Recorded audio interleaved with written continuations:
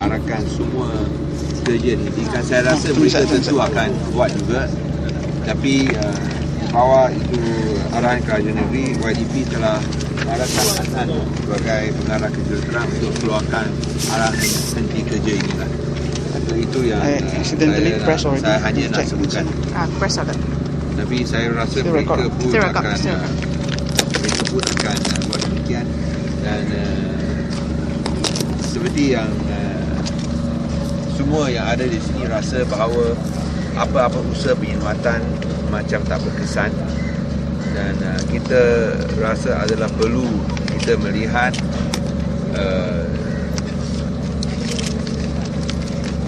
pengurusan penyelamatan haruslah dikaji supaya dia boleh lebih berkesan.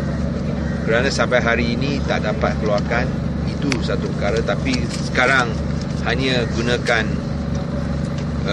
cara sedemikian lah. Semua tengok, ini bukan untuk menyelamat lagi lah, ini ialah untuk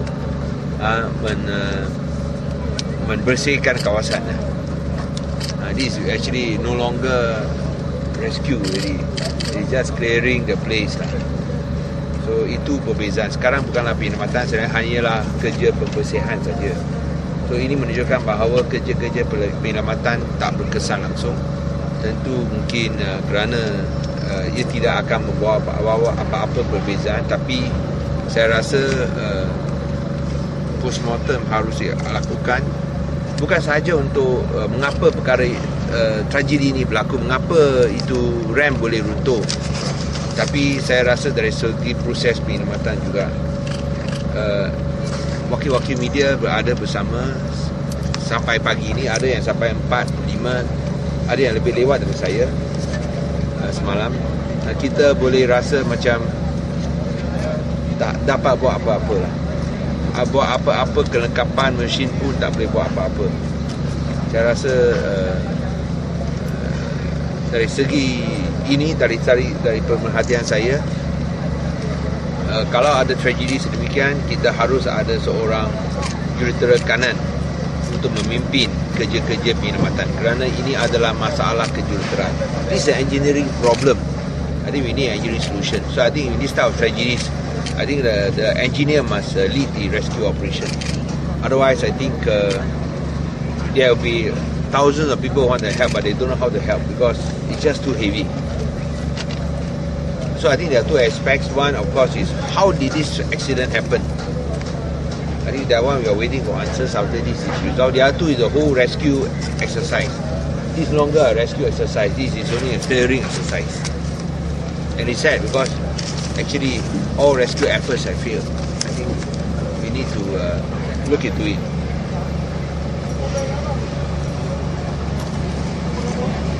Come, I think get the tandas.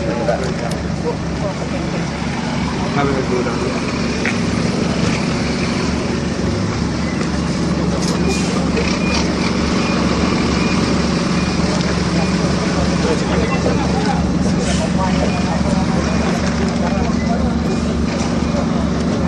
For those who, for the reporters and the press who come here, and for us who come here and see, actually we can see the extent of the tragedy, and again we can feel the impact. We can feel the impact. I think you have to be here to feel the impact, and to understand how helpless, whether it's JKSD or the authorities, the contractor, where this type of accident happens. So, as I said, this is an engineering problem. There must be an engineering solution. The leadership of the rescue team must be an engineer, and you must see there are many issues. Like last night there was a crane broke down and all that. I think you will never expect that to happen in overseas countries. So there must be duplication. When you do things first, there must be coordination. Coordination must be done by, as I said, the right person, engineers. Number two, there must be duplication. Must have reserve in case one break down. There must be duplication. Number three, you all must work in parallel. For example, if this is engineering solution, it cannot be you do one, then only you start doing the next task. 1, 2, 3, 4, 4 tasks to do. They all must be done in parallel, so that you just fit in only together. You don't wait until one task completed, then you do the second task. That cannot be done. For example, when they fix a crane, they say, oh, we wait another half an hour to do the platform. It should be done earlier, so that you should be done in parallel. It should not be done later. Let's say for engineering solution, you have 4 tasks, 1, 2, 3, 4. This is a formulaic approach when you do engineering solutions. It cannot be you finish number 1, then you do number 2. Finish number 2, then you do number 3. No, it must be done in parallel. All must be done together, so that when number 1 is completed, number 2, number 3 is completed, you just fit in together.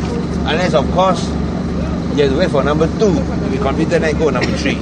Mostly nowadays it can be detached. You should do everything in parallel. In parallel, duplication and then coordination. Everything I think was not there yesterday. Relatively because I think the leader in this type of operation should be an engineer, a chief engineer. Whether it's from the company involved or what.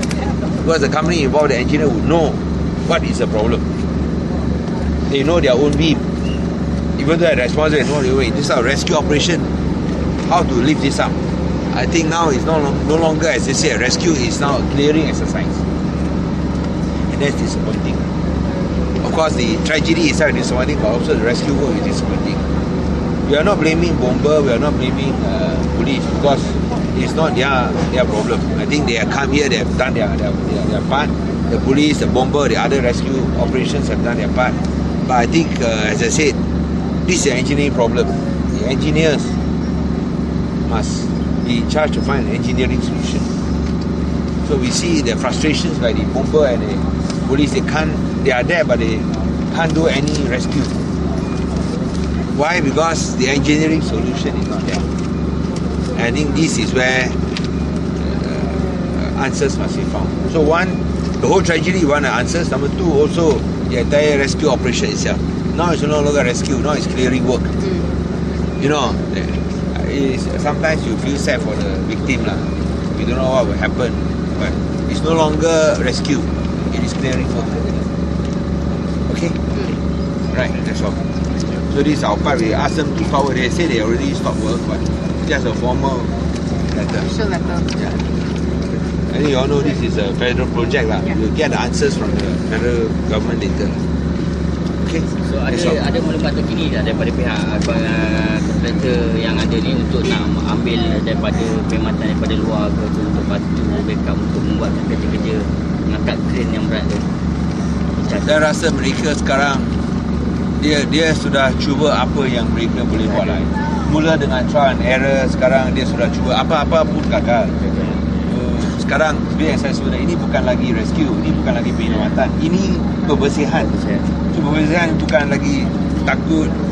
So mungkin itu untuk masa depan lah. Kalau saya rasa mungkin mangsa sekarang, kalau ada di bawah pun dia peluang pun tak begitu tinggi. Tapi kalau masih hidup, ini macam dia mati di depan kita.